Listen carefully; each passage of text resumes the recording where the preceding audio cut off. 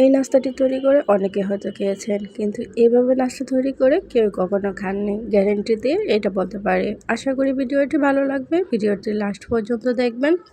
চলুন শুরু করি। একটা প্যানে দিয়ে দেবো 1 কাপ পরিমাণ নারকেল কোরানো এবং 1/4 কাপ পরিমাণ গুড়, একটা এলাচ এবং একটা দারুচিনি দিয়ে দিব।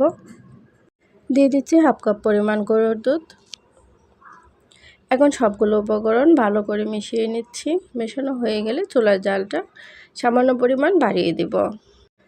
3 মিনিটের মতো চুলার আঁচটা বাড়িয়ে নেব। তারপর চুলার আঁচটা একদম লো করে দিব।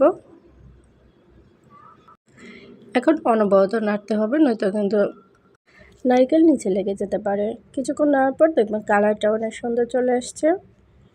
যতক্ষণ পর্যন্ত ঘন না হয়ে আসছে ততক্ষণ জাল করে নিচ্ছি। এই নাস্তাটি খেতে কিন্তু অনেক বেশি সুস্বাদু। আপনারা একবার হলেও ট্রাই করতে পারেন। এই পর্যায়ে এলাচ এবং দারুচিনিটা তুলে নিচ্ছি। দিয়ে দিব কিছু কিশমিশ। এখন শুকনো হওয়া পর্যন্ত অপেক্ষা করছি। আমার মোট 8 মিনিটের মতো সময় লেগেছে এটা ঘন হতে। আপনার কম বা বেশি সময় লাগতে পারে। তো একদম শুকনো হয়ে গিয়েছে। এখন চুলা থেকে নামিয়ে নিচ্ছি। এখন নিয়ে নিচ্ছি ব্রেড। আমি এখানে 4টি মতো ব্রেড নিয়েছি। আপনারা কম বা বেশি নিতে পারেন। এখন ব্রেডের সাইডগুলো কেটে নিব।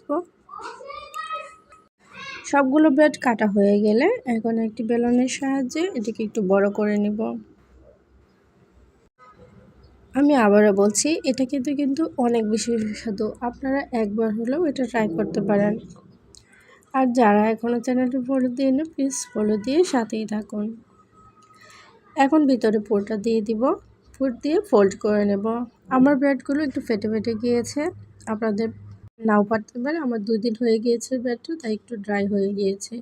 এখন সাইডে একটু পানি লেগে একটু চেপে চেপে নিচ্ছি, তাতে করে আটকে যাবে। এভাবে করে সবগুলো বানিয়ে নেব। ব্রেড আনার সাথে সাথে যদি এই কাজটা করেন তাহলে কিন্তু ব্রেড একদম ফাটবে না। এখন একটি মালাই তৈরি করে নিচ্ছি। তার জন্য 1.5 কাপ পরিমাণ দুধ নিয়েছি এবং 1.5 চা চামচ পরিমাণ চিনি দিয়ে দিব। চিনিটা আপনাদের স্বাদ অনুযায়ী। যেহেতু আগে গুড় দিয়ে করেছি আর ব্রেডটা ছিল মিষ্টি, তাই এই পর্যায়ে চিনির পরিমাণটা কমিয়ে দিয়েছি। অর্ধেক করে নেব। এখানে আমি কোনো গুঁড়া দুধ কিংবা কর্নফ্লাওয়ার কোনো কিছু ইউজ করিনি। দুধটা জাল করে ঘন করে নিয়েছি শুধু।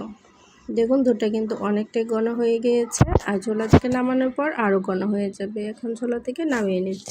চুলা থেকে নামিয়ে ঠান্ডা করে নেব। ঠান্ডা হয়ে গেলে দুধটা উপর থেকে ঢেলে দিব ব্রেডের মধ্যে।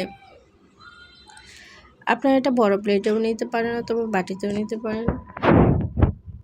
তো নাস্তাটি কেমন হয়েছে অবশ্যই কমেন্ট করে জানাবেন। যদি নাস্তাটি ভালো লেগে থাকে একটু লাইক দিয়ে ভিডিওটি শেয়ার করে দেবেন। এতক্ষণ সাথে থাকার জন্য সবাইকে অসংখ্য ধন্যবাদ। আল্লাহ হাফেজ।